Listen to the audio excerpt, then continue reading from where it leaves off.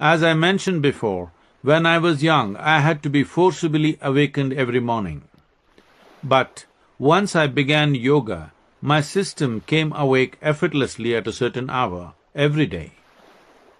Life began to happen with that much more ease and equanimity. Surya Namaskar is essentially about building a dimension within you where your physical bodily cycles are in sync with the sun's cycles, which run about 12.25 years. It is not by accident, but by intent that it has been structured with 12 postures. If your system is in a certain level of vibrancy and readiness, and in a high state of receptivity, then naturally your cycle will be in sync with the solar cycle. Young women have an advantage because they are also in sync with the lunar cycles. It is an advantage, but a lot of them treat it as a curse.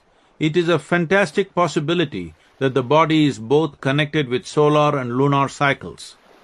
Nature has granted this advantage to a woman because she has been entrusted with the responsibility of propagating the human race. So she has been given some extra privileges which unfortunately have been perceived socially as disadvantages. People do not know how to handle the bonus energy generated at that time and hence treat it as a curse, even a kind of madness. The word lunatic is derived, as we know, from lunar. The physical body is a fantastic stepping stone for higher possibilities, but for most people it functions as a roadblock. The compulsions of the body do not allow them to go forward. Practicing Surya Namaskar maintains physical balance and receptivity and is a means of taking the body to the edge so that it is not a hurdle. Between the menstrual cycle, which is the shortest cycle, a 28-day cycle, and the cycle of the sun, which is over 12 years, there are many other kinds of cycles. The word cyclical denotes repetition. It also means going round in circles and not getting anywhere. Repetition means, on some level, compulsion. Compulsiveness implies something that is not conducive for consciousness. Anything that is physical, from the atomic to the cosmic, is cyclical. Either you ride the cycle or you are crushed by it. Yogic practice is always aimed at enabling you to ride the cycle so you have the right kind of foundation for consciousness. It must be remembered that the repetitive nature of cyclical movements or systems, which we traditionally refer to as samsara, offers the necessary stability for the making of life. If everything was random, it would not be possible to house a steady life-making machine. For the solar system and for the individual, being rooted in cyclical nature gives a certain firmness and steadiness to life. The very nature of the physical world is cyclical. But once life has reached the level of evolution that human beings have attained, it is natural to aspire not just to stability but to transcendence. Now it is left to the individual human beings either to remain trapped in the cyclical or to use these cycles for physical well-being or finally to go beyond the cyclical entirely. If you are compulsive, you will see the situations, experiences, thoughts and emotions in your life will be in cycles. They keep coming back to you once every 6 or 18 months, 3 years or 6 years, depending on your degree of compulsiveness. If you just look back on your life, you will notice this. If they come once in 12 years, that means your system is in a high state of receptivity and balance. The Surya Namaskar is an important process to enable that to happen. On a rudimentary level, it is a complete workout for the physical system, a comprehensive exercise form without any need for equipment. But above all, it is an important tool that empowers human beings to break free from the compulsive patterns of their lives. There are variations of this practice depending on the individual's aspirations. Someone who seeks muscular fitness can practice a basic process that is known as Surya Shakti. Through practice, if one attains a certain level of stability and mastery over the system, one could be introduced to a more powerful and spiritually significant process called the Surya Kriya. Responds the moment it is in touch with the earth. That is why spiritual people in India walked barefoot and always sat on the ground in a posture that allowed for maximum area of contact with the earth. In this way, the body is given a strong experiential reminder that it is just a part of this earth. Never is the body allowed to forget its origins. When it is allowed to forget, it often starts making fanciful demands. When it is constantly reminded, it knows its place. This contact with the earth is a vital reconnection of the body with its physical source. This restores stability to the system and enhances the human capacity for rejuvenation greatly. This explains why there are so many people who claim that their lives have been magically transformed just by taking up a simple outdoor activity like gardening. Today, the many artificial ways in which we distance ourselves from the earth in the form of pavements and multi-storied structures, or even a widespread trend of wearing high heels, involves an alienation of the part from the whole and suffocates the fundamental life process. This alienation manifests in large-scale autoimmune disorders and chronic allergic conditions. If you tend to fall sick very easily, you could just try sleeping on the floor or with minimal organic separation between your body and the floor. You will see it will make a big difference. Also, try sitting closer to the ground. Additionally, if you can find a tree that looks lively to you in terms of its abundance of fresh leaves or flowers, go spend some time around it. If possible, have your breakfast or lunch under that tree. As you sit under the tree, remind yourself, this very earth is my body. I take this body from the earth and give it back to the earth. I consciously ask Mother Earth now to sustain me, hold me, keep me well. You will find your body's ability to recover is greatly enhanced. Or if you have turned all your trees into furniture, collect some fresh soil and cover your feet and hands with it. Stay that way for 20 to 30 minutes. This could help your recovery significantly.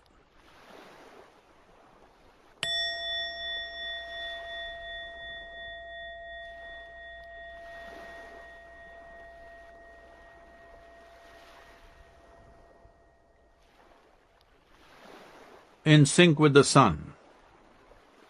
The Surya Namaskar is a familiar sequence of postures to many who have practiced or know something of yoga.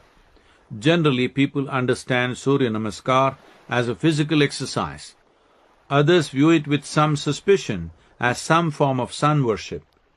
It is neither. Yes, it most definitely does strengthen your spine and muscles and more, but that is not the objective. What then is the significance of what is often seen as sun salutation? This is not a salutation at all. It literally means organizing the solar energies within you. Based on simple logic that all life on this earth is solar-powered, sun is the life source for this planet. In everything that you eat, drink and breathe, there is an element of the sun. Only if you learn how to better digest the sun, internalize it and integrate it into your system, do you truly benefit from this process. Those who do Surya Namaskars regularly find that their batteries last longer with less need for recharge or replenishment. Additionally, Surya Namaskar aids the balance or reorganization of inner energies in terms of right and left or lunar and solar dimensions. This produces an innate physical and psychological equilibrium that can be an enormous asset to one's daily life. Hell's Kitchen. There is an ongoing debate between the proponents of vegetarianism and non-vegetarianism. I am often asked which is better. Vegetarians are often inclined to act holier than thou, while non-vegetarians often claim they are more robust and fit for the world, given that they are willing to include all the species on the planet in their menu. Great philosophies have evolved based on food choices. In yoga, there is absolutely nothing religious, philosophical, spiritual or moral about the food we eat. It is only a question of whether the food is compatible with the kind of body that we own. This compatibility depends on various ends. If being big is your biggest aspiration, then certain type of foods have to be consumed. If you want a body that supports a particular level of intelligence, or if you want a body with a certain level of alertness, awareness and agility, other types of foods must be consumed. If you are not someone who will settle just for health and pleasures of life, but want a body perceptive enough to download the cosmos, you will need to eat in a very different way. Depending on your aspiration, you will accordingly have to manage your diet. Or if your aspirations involve all these dimensions, you will have to find a suitable balance. Keeping aside our personal goals and aspirations, what type of fuel is this body designed for? This is something to which all of us should first pay attention. Modifications, adjustments, adaptations of diet should come later. If it is simply a question of basic survival, eat whatever you want. But once survival is taken care of and there is a choice, it is important that you eat consciously and are not led by the compulsion of the tongue, but by the essential design of your body. In the animal kingdom, you can largely classify animals as herbivores and carnivores. Those that eat vegetable matter are those that consume meat or prey upon other animals. Between these two categories of creatures, there are fundamental differences in the design and construction of their physical systems. Since our focus is food, let us explore the digestive systems of each. The whole alimentary canal is a digestive tract, from the lip to the anal outlet. If you travel down this tube, you will find some very fundamental differences between herbivores and carnivores. Consider a few significant ones. For one, you will find the carnivores are capable of only a cutting action in their jaws, but the herbivores are capable of both cutting and grinding actions. We human beings have both cutting and grinding actions. What is the reason for this design difference? Suppose you take a bit of uncooked rice and place it in your mouth for a minute or more, you will notice that it turns sweet. This sweetness is happening because right there in your mouth, carbohydrates are getting converted into sugar, an essential part of the digestive process, by an enzyme called ptyalin, which is in your saliva. Ptyalin is present in the saliva of all herbivores, but not in carnivores. So carnivores just have to cut their food into smaller pieces and swallow it, while herbivores have to chew their food. Mastication involves grinding and then thoroughly mixing the food with the saliva, hence the design modification in the jaw. If mastication happens properly, close to 50% of your digestive process would be finished in the mouth. In other words, the stomach region is expecting partially digested food to efficiently complete the process. In modern life, people are in such a hurry that we gulp our rush hour lunches without the food being properly masticated. The stomach is burdened not only with undigested food, but also with partially destroyed food. Today's kitchens have largely become places where food is efficiently destroyed. Food that is nutritious and full of life is systematically degraded through the cooking process, which depletes its nutritional value and largely obliterates its pranic value, its capacity to be energetically supportive. It's time to roll up your preconceived notions and gear up for an uninhibited exploration of the incredible life that you are. Body, the ultimate machine. The most intimate part of physical creation for all of us is our own bodies. The physical body is the first gift of which we are aware. It is also the ultimate machine. Every other machine on the planet has come out of this. The yogic sciences, as I explained earlier, do not speak of the mind or the soul. Everything is just a body, whether it is a food body, a mind body, or energy body, an etheric body or a bliss body. There is a deep wisdom in this approach. It does not allow us to escape into deluded psychological states or into flights of metaphysical abstraction. It grounds us firmly in the tangible, even as it leads us into subtler realms of physicality and gradually into the beyond. The physical body is designed and structured to function by itself without much of your intervention. You don't have to make the heart beat, the liver perform all its complex chemistry, or even try to breathe. Everything that is needed for your physical existence to manifest itself is happening on its own. The body is a pretty complete and self-contained instrument. If you are fascinated by machines, there isn't a better one. This is the most sophisticated piece of machinery on this planet. It embodies the highest level of mechanics, the highest level of electronics, the most sophisticated electrical circuitry you can imagine. Let us say you eat a banana this afternoon. By evening, this banana has become you. According to Charles Darwin, it took millions of years to make a monkey into a human being. But in just a few hours, you are capable of making a banana or a piece of bread into a human being. Obviously, the very source of creation is functioning within you. There is an intelligence at work within you, way beyond your logical mind, which can transform a bit of food into the highest piece of technological excellence.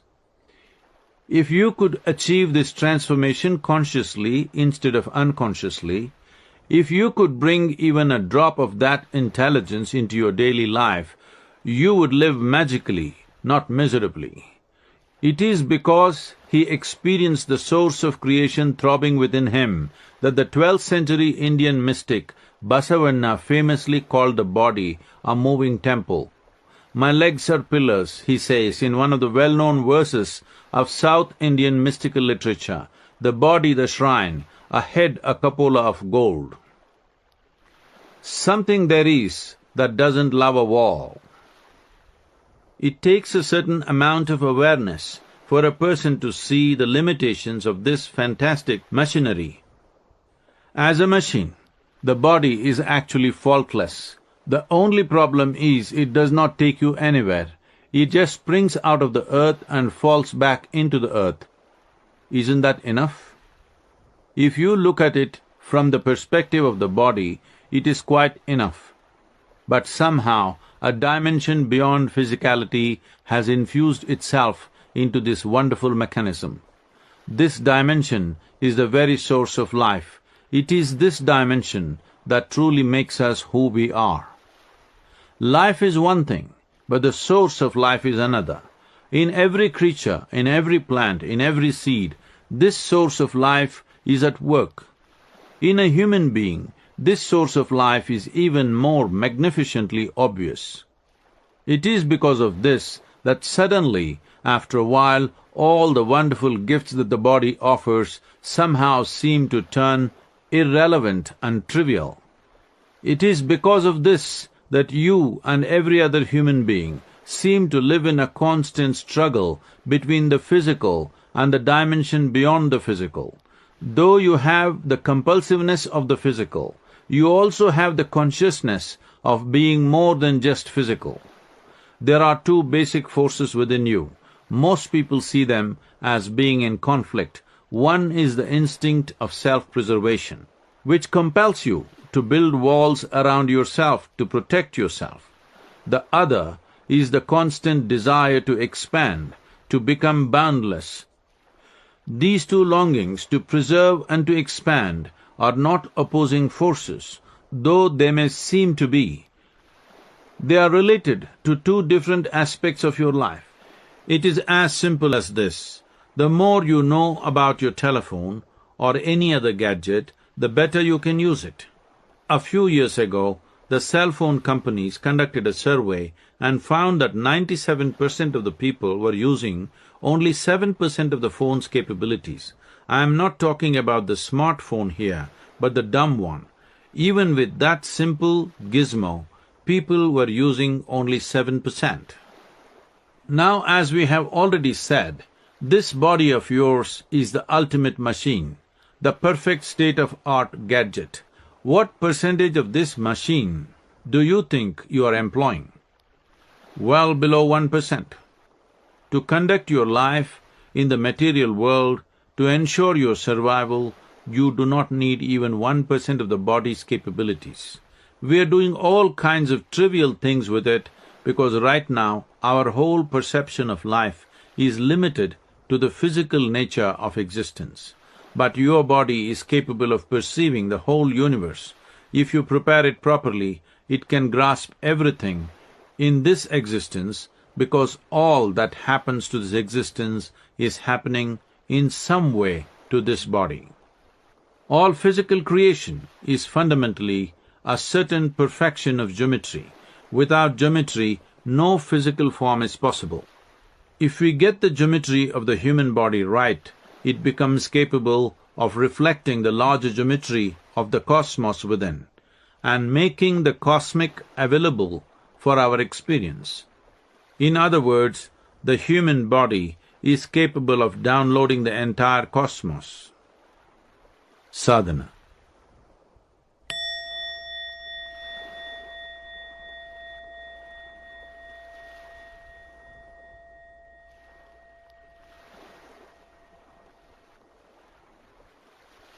Sit in a comfortable posture with your spine erect and, if necessary, supported.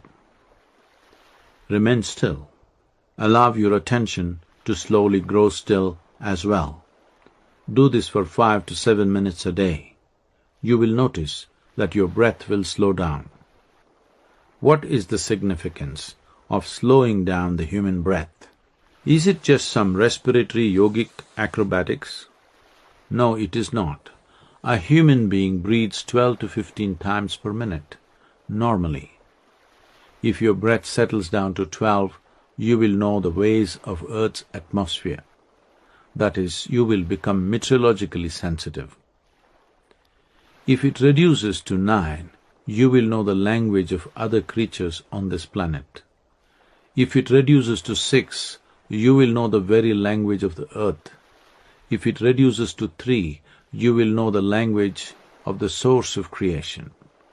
It is not about increasing your aerobic capacity, nor is it about forcefully depriving yourself of breath.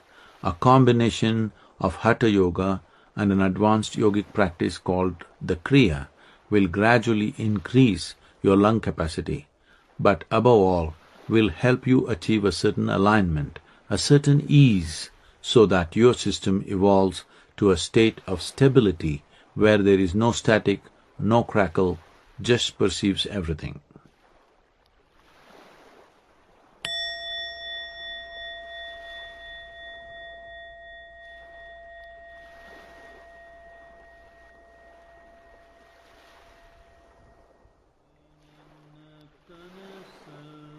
Intensity of inactivity. Logically, somebody who never puts effort into anything should be the master of effortlessness, but it is not so. If you want to know effortlessness, you need to know effort.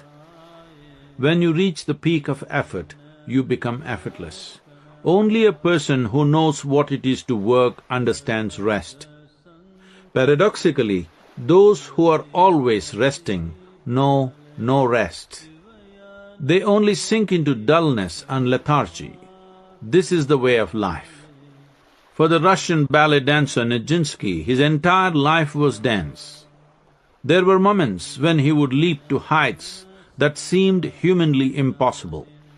Even if one's muscles are at peak performance, there is still a limit to how high one can jump. But in some moments, he would seem to transcend even that limit. People often asked him, "How do you manage this?" He said, "There is no way I can ever do it. When Nijinsky is not there, only then it happens." When someone is constantly giving 100%, a point comes when one surpasses all limits and reaches total effortlessness. Put your hands together, pay loving attention to any object you use or consume or any form of life that you encounter. When you bring this sense of awareness into every simple act, your experience of life will never be the same again. There is even a possibility that if you put your hands together, you could unite the world.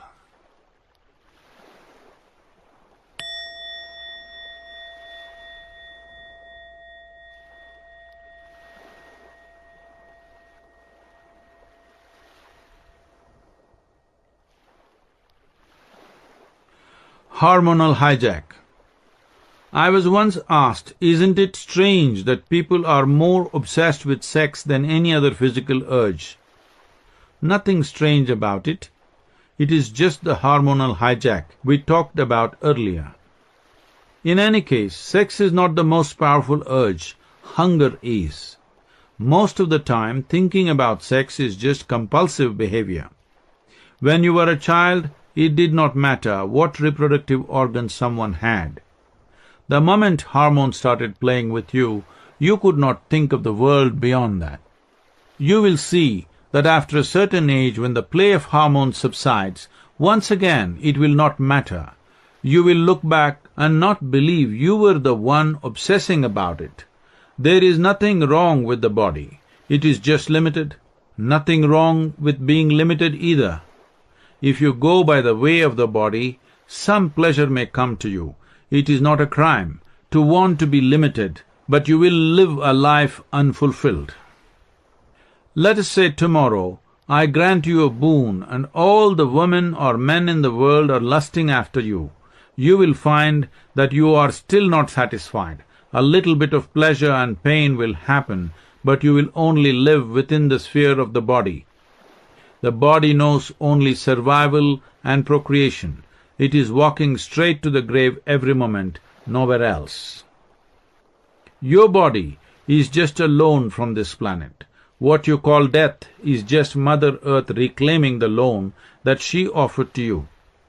All life on the planet is just a recycle of the earth. You may think right now you are going to your office, home, or football match, but as far as your body is concerned, it is going, moment by moment, straight toward the grave. Right now, you may have forgotten, but slowly as time passes, it will become more apparent that this is the nature of the body. If all that you have known is body, anyway you are going to lose it, anxiety and fear will be your constant companions. People are even beginning to think that fear is natural part of their existence. No. Fear is a result of incompleteness of your existence. If you have not explored life in its magnitude and multidimensionality, but have limited yourself to the physical body, fear is a natural consequence. Ever heard of George Best? He was one of the greatest footballers of his time in England. He was determined to make the most of his life in the way he knew best. Media described him as having every popular film star and fashion model on his arm at some time or the other.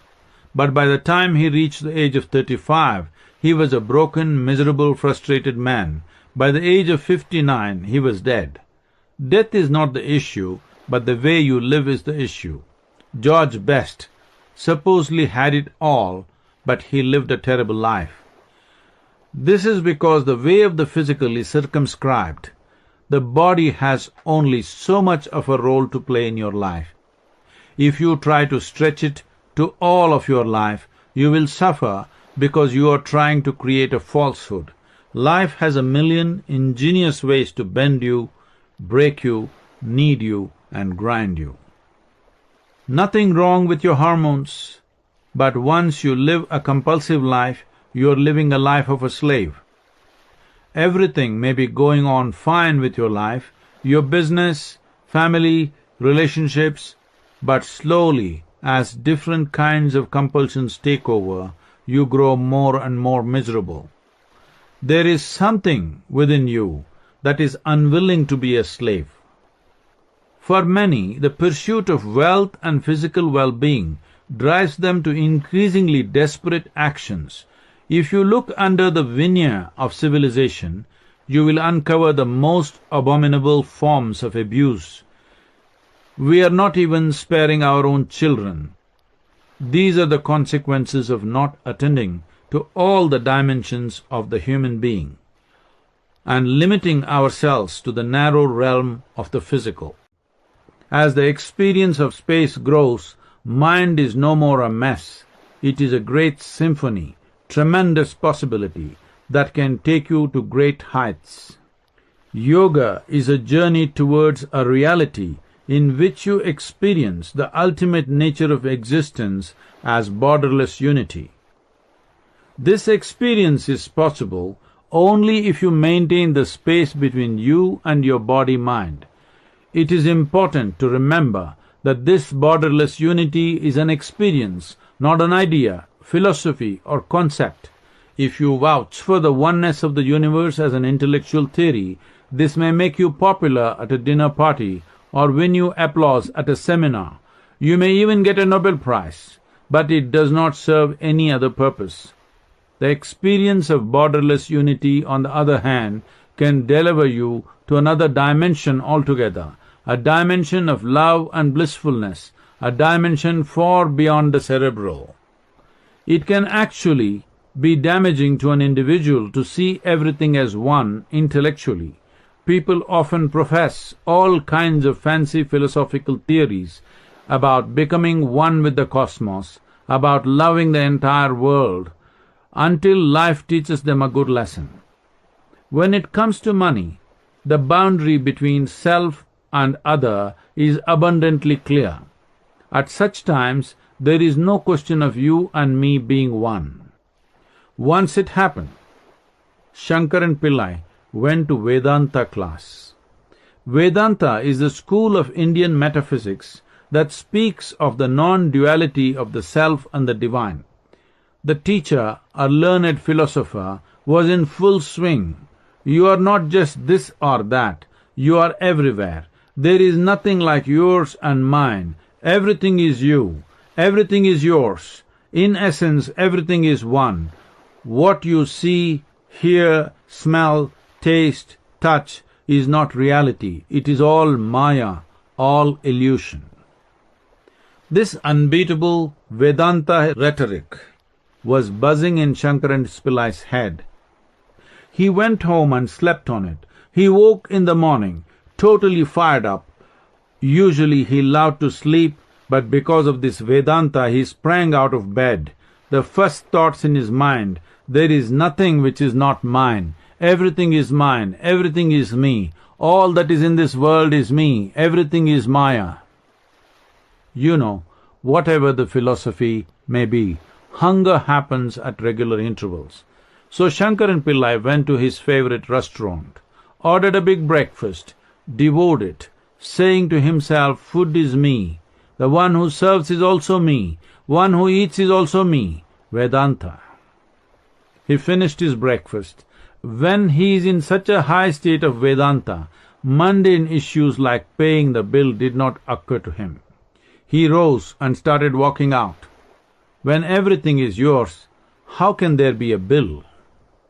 As he passed the cash counter, the owner happened to turn away to attend to some other chore.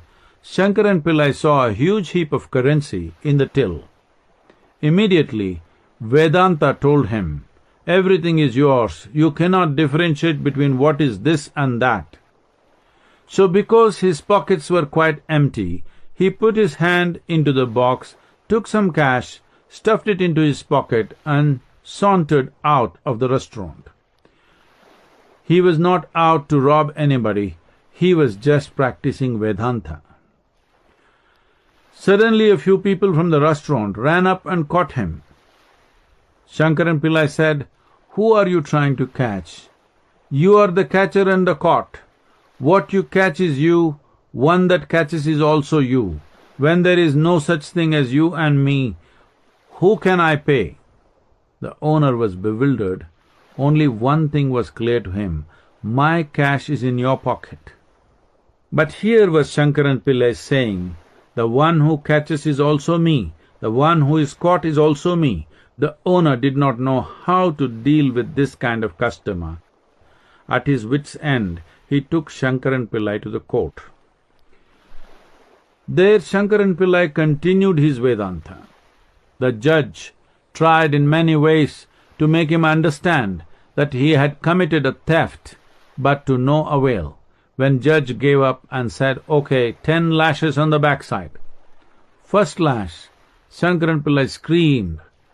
The judge said, "Don't worry, it is all Maya anyway. There is no such thing as pain and pleasure, everything is Maya." Second lash, Shankaran Pillai shouted, "Enough!" The judge said, "One who lashes is you, the one who is lashed is also you." Third lash, Shankaran Pillai hollered, "Stop, stop! There is no such thing as starting and stopping. It is all Maya." It was like this all the way to 10 lashes. Before the 10 lashes were done, Vedanta had been cleaned right out of Shankaran Pillai. When you touch this dimension beyond definition, the impact of time and space is obliterated. This accounts for the many stories of yogis sitting unmoving for incredibly long periods of time. This is possible not because of physical endurance, but because in these states they are not available to the process of time. They have touched a dimension beyond all the contradictions of here and there, now and then, a limitless ocean of emptiness where there is neither bondage nor freedom, an existence beyond existence. Yoga does not ask you to work with anything other than what you know. It simply tells you that if the physical, mental and energy bodies are perfectly aligned, you will find access to the bliss body. But your work, as we said before, is only with the first 3 bodies. When it comes to external realities, each human being is differently capable. What one does, the other may not be able to do. But when it comes to inner realities, all of us are equally capable. There is no guarantee that you will be able to sing, dance, climb a mountain or make money merely because you want to. But making your inner life blissful is something that everyone is capable of. It cannot be denied to you if you are willing. Once you master certain basic yogic technologies for inner well-being, your journey through life becomes absolutely effortless. You are able to express yourself in your fullest potential without any stress or strain. You can play with life whichever way you want, but life cannot leave a single scratch upon you. So to experience well-being, all you need is a certain mastery over these 3 dimensions of body, mind and energy. Being successful in the world depends on your ability to harness these dimensions according to the needs of your life situations and the activity you want to perform. But yoga is also the science of aligning these 3 dimensions so that you reach the ultimate state of ecstatic union with life itself. How does one reach this ultimate union? Yoga tells us there are a few fundamental ways. If you employ your physical body to reach the ultimate union, we call this karma yoga, or the yoga of action. If you employ your intelligence to reach your ultimate nature, we call it gnana yoga, yoga of intelligence. If you employ your emotions to reach your ultimate nature, we call this bhakti yoga, yoga of devotion. And if you use your energies to reach the supreme experience, we call this kriya yoga, yoga of transforming energies. Every human being is a unique combination of the same ingredients. All these aspects, karma, gnana, bhakti, kriya, have to function in an integrated way if one wants to get anywhere. If these four dimensions, body, mind, emotion, energy, don't walk together, you will be one big mess. Once it happened. 4 men were walking in the forest. The first was a gnana yogi, the second was a bhakti yogi, the third was a karma yogi, and the fourth was a kriya yogi. Usually these 4 people can never be together. The gnana yogi has total disdain for every other type of yoga. His is the yoga of the intellect, and typically an intellectual has complete disdain for everybody else, particularly these devotional types who look upward and chant God's name all the time. They look like a bunch of idiots to him. But a bhakti yogi, a devotee, thinks all this gnana, karma, kriya is a waste of time. He pities the others who don't see that all you need to do is know that God exists, hold His hand and walk in trust. All this mind-splitting philosophy, this bone-bending yoga is absurd to him. Then there is the karma yogi, the man of action. He thinks all the other types are just plain lazy. Their lives are pure self-indulgence. But the kriya yogi is the most disdainful of all. He laughs at everyone. Don't they know that existence is just energy? If you don't transform your energy, whether you long for God or for anything else, nothing is going to happen. There can be no transformation without transforming energies. These 4 people customarily cannot get along, but today they happen to be walking together in the forest. Suddenly a storm broke loose. It grew fierce. The rain started pouring down relentlessly. Drenched to the skin, the 4 yogis started running, looking desperately for shelter. The bhakti yogi, the devotion man, said, "There is an ancient temple in this direction, let's go there." As a devotee, he was particularly familiar with the geography of temples. They ran in that direction. They came to an ancient temple. All the walls had crumbled long ago. Just the roof and 4 columns remained. They rushed into the temple, not out of any love for God, but just to escape the rain. There was a deity in the center. They ran toward it. The first dimension, the intellect or the buddhi, is crucial for your survival. You are able to discern a person from a tree only because your intellect is functional. You know that you must walk through the door, not through the wall, only because your intellect is functional. Without this dimension of discernment, you would not know how to survive on this planet. On more complex and sophisticated levels, intellect has contributed immeasurably to human culture and civilization. The problem of our times, however, is that the intellect has taken on a disproportionately important role. Modern education has encouraged a completely lopsided development of this aspect of the mind. The essence of the intellect is to divide. So humanity has embarked on a journey of wholesale division, discrimination, and dissection. We have split everything.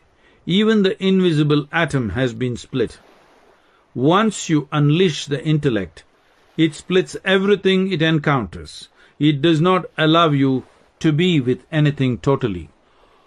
Although it is a wonderful instrument for survival, it is also at the same time a terrible barrier that stands between you and your experience of the oneness of life. How do we address this problem? Yoga offers us a way. In our times, it is not just a useful strategy, it is perhaps our only chance of reversing a journey that seems to be taking us headlong towards self-destruction. The intellect is becoming a barrier because you keep it constantly dipped in the accumulative part of the mind, your memory, manas. Examine this for yourself. You will find that every thought that arises in the mind has its roots in data you have already accumulated. The data may be gathered consciously or unconsciously.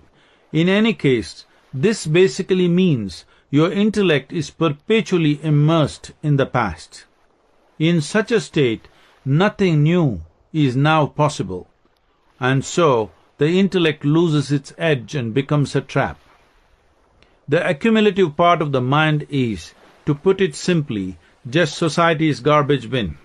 It is merely a heap of impressions you have gathered from outside.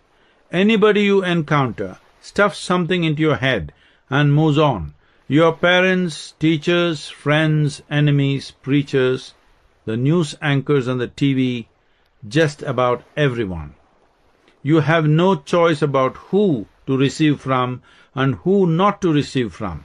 The moment you say, "I don't like this person," you often end up receiving much more from him or her than anybody else. You have the ability to process the information you receive, but that is all. Your ability to merely recycle the garbage you have picked up is what the mighty intellect has been reduced to. The blitzkrieg of information that your mind receives daily enters you only through your 5 sense organs. Your sense organs, as we have seen before, always perceive everything only in comparison. Where there is comparison, there is always duality. Suppose I were to show you my hand. While you are able to see one side, you cannot see the other. If I were to show you the other side, you won't be able to perceive this first side. Human perception through the sense organs is always piecemeal. It can give you an illusion of completeness, but can never comprehend the whole. When you keep your intellect dipped in this limited, fragmented, accumulative dimension of your mind, you draw conclusions about life that are completely distorted. The more people become engrossed in thought, the more joyless they become. It is unfortunate, but let me be clear. Thought in itself is not a problem. People who think with clarity should be joyful. Unfortunately, for many people, the more they think, the more incapable they become of smiling. The problem is just that they have enslaved their faculty of discernment to the limitations of their sense perception. But the same intellect can be sharpened if you allow it to soak in the other aspect of your mind, your awareness, chitta. If you want to reach your ultimate nature through the mind, you need to make the intellect truly discriminatory, in the ultimate sense. This does not mean dividing everything, good and bad, right and wrong, high and low, heaven and hell, sacred and profane. Instead, all it means is learning to discern the real from the illusory, what is existentially true from what is psychologically true. If you soak your intellect in your awareness, the discerning dimension of your mind can turn into a miraculous tool of liberation. It can become razor-sharp, slice through what is true and untrue, and deliver you to a different dimension of life altogether. Learn to place your intellect in the sheath of your awareness rather than in the slack of memory and identification. Once you do this, this tremendous instrument can cut its way effortlessly towards the ultimate. Sadhana.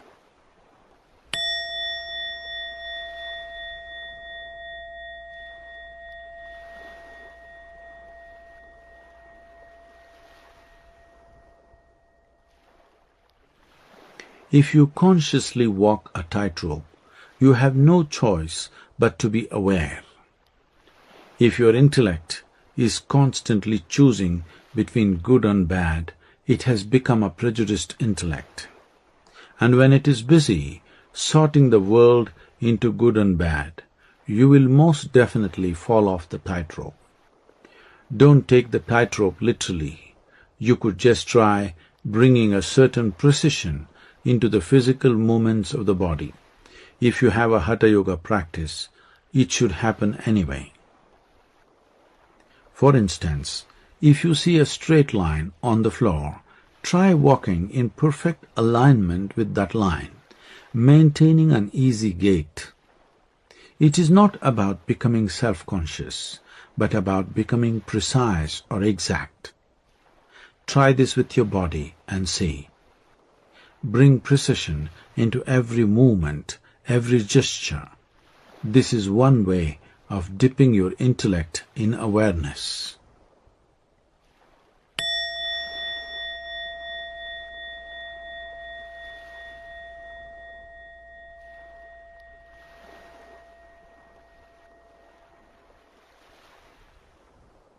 Awareness is aliveness. What do we mean by the word awareness, anyway? What does it signify, and how can we access it? First and foremost, let us make an important distinction. Awareness is not mental alertness. Mental alertness will only enhance your ability to survive in the world.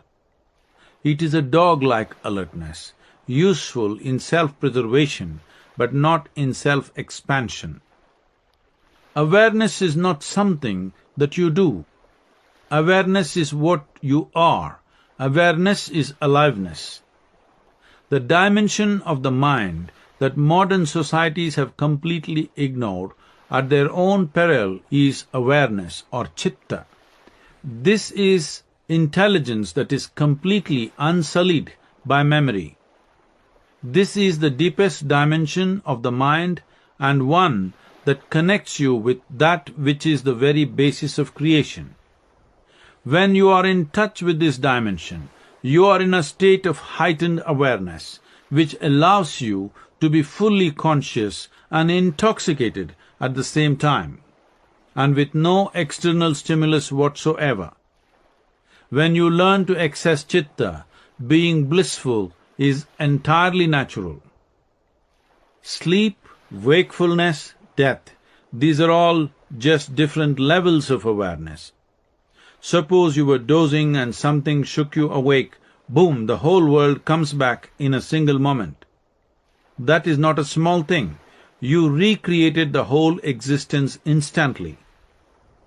The world which was obliterated in your experience pops back, not in 7 days, in just a moment. How do you know whether the world exists or not? Only by your experience. There is no other proof. So awareness is that which can either create or obliterate this existence. That is the magic of awareness. You can pitch your awareness up to different levels. As you notch it up further and further, whole new dimensions of existence open up in your experience. Worlds that nobody had imagined in their wildest possible dreams become a living reality for you. When you are asleep, the world does not exist because you are largely unaware. But even in sleep, you are not completely unaware. The difference between a sleeping person and a dead person is one of awareness. Similarly, between a wakeful person and an awakened or enlightened person, there is a difference. The awakened person sleeps too, but has managed so much awareness that some part of him or her does not sleep. The sense organs shut down, the body rests a bit, but everything else is on. This is because awareness has been notched up to another level. Awareness is a process of inclusiveness, a way of embracing this entire existence. You cannot do it but you can set the right conditions so that it happens. Don't try to be aware. It will not work. If you keep your body, thought, emotion and energies properly aligned, awareness will blossom. You will become far more alive than you are right now. When you are consciously in touch with your awareness, you gain access to the subtlest dimension of physicality, or Akash. As we have seen before, the universe is just a play of 5 elements: water, fire, earth, air and ether.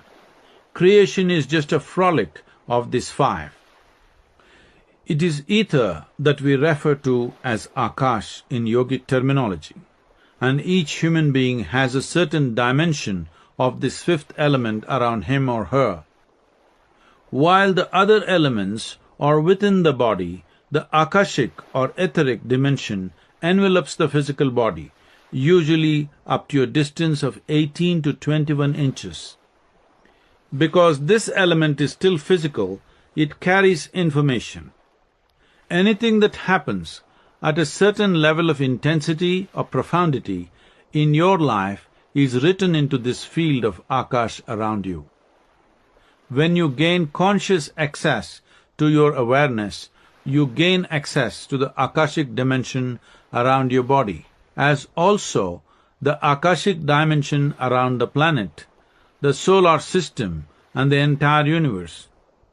Without any of the instruments of modern technology, the ancients in India and some other parts of the world amassed a remarkable amount of knowledge about the cosmos.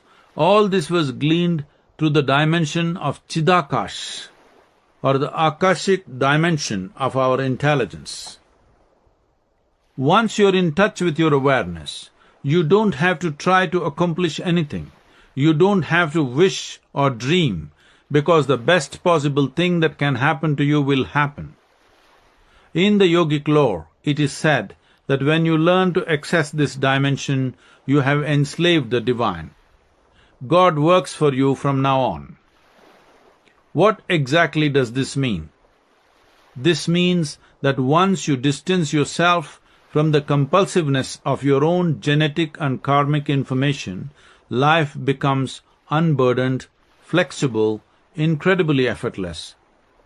This is a dimension beyond intellect, beyond identification, beyond memory, beyond judgment, beyond karma, beyond divisions of every kind. This is the intelligence of existence itself, in which life always happens exactly the way it should, with absolute and unfaltering ease. Sadhana. If you are aware at the moment of death, you shall be aware beyond death also. Start practicing with sleep. Sleep is nothing but temporary death. Every night you are presented with a tremendous possibility, the possibility of becoming aware of the dimension beyond death. You can try this experiment tonight. At the moment that you move from wakefulness to sleep, make an attempt to be aware. This practice can be done in bed. If you can be aware of the last moment when you make the transition from wakefulness to sleep, you will be aware throughout your sleep. You will see it is a lot of work. So here is another thing you can do. If you are used to waking up to an alarm, substitute it with a sound, a tune or a chant that reminds you of your awareness. You can easily train yourself to make this association. It can become an alarm for your awareness. Of course, you cannot use an alarm to go to sleep, but the fact of the matter is that unless you completely disidentify from your body, it is not easy to move consciously from wakefulness to sleep. The first possible moment that you come awake, see if you can become consciously aware of something, your breath or your body, for instance. This will help you later when you want to go to bed. If you achieve waking with awareness and moving from wakefulness to sleep in awareness, you are deathless. This means that when it comes to shedding the body, you will do it in full awareness. Even getting close to that moment will change the way your body and mind function and will alter the quality of your life quite phenomenally.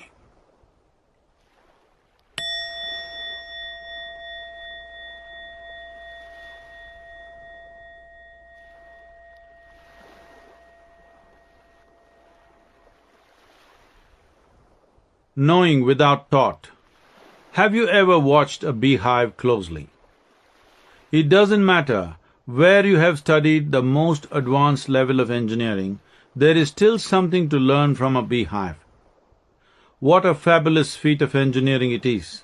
It is truly the best apartment complex you could imagine, exquisitely designed and structured and amazingly resilient. In no kind of weather have you ever seen a beehive falling off a tree, have you? Although it is a magnificent piece of work, do the bees have engineering plans in their heads? No. The plans are in their bodies. They know exactly what to do because of a blueprint in their systems. Spiritual knowledge or knowing is always transmitted like this, not by thought, not by word, but in the same way that bees transmit the understanding of how to build beehives across generations. Once this knowing is transmitted or downloaded, as it were, everything that you need to know is right within you. When you download a certain type of software onto your computer, you don't have to understand how all of it works.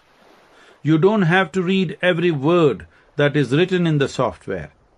You press one key and it produces a result, another key, another result. Suddenly you have a different kind of phenomena. I make a distinction between knowledge and knowing. Knowledge is essentially accumulated information. All information is only related to the physical nature of existence. Knowing, on the other hand, is a living intelligence. With or without you, it still is. You're either in it or you're not. That is the only choice you have. There is an intrinsic intelligence within you, as we have seen earlier, is capable of transforming a piece of bread into a human being. The most sophisticated machine, including the brain, was created by this intrinsic intelligence. Right now, you are still trying to use a limited section of your brain, and you still think that is intelligence. No, there is something within you that can create an entire human brain in all its magnificent complexity and capability. That something functions in an altogether different way.